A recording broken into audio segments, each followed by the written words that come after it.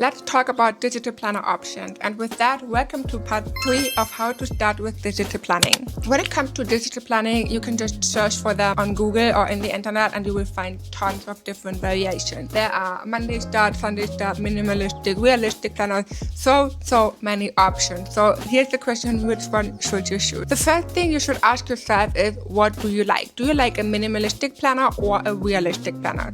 Both planners are great, but they have a few differences.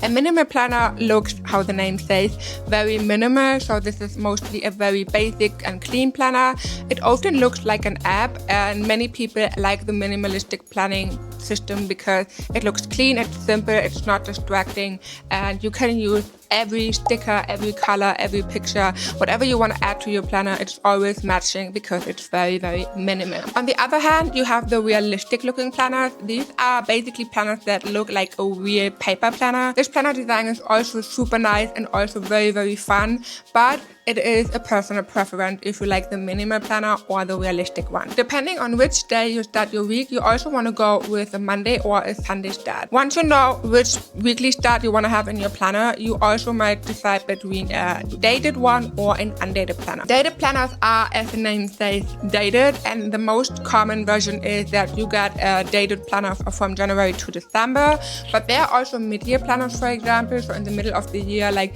May, June, July, you can also grab a few mid-year planners, and these are also dated for 1 year from the current year to the next year. The opposite of dated planners are undated planners. These ones are not dated at all, so they often come with 5 or 6 weeks, and you have to date every single month and week by your own. The cool thing about undated planners is that they don't have any numbers in there, so you can always reuse the planner whenever you want, so you can use it for 2025, for 2026, 2027, and so on. And another option you can choose from is a portrait or a landscape planner. If you want to know more about this, make sure to stick around because we're gonna discuss this in the next video.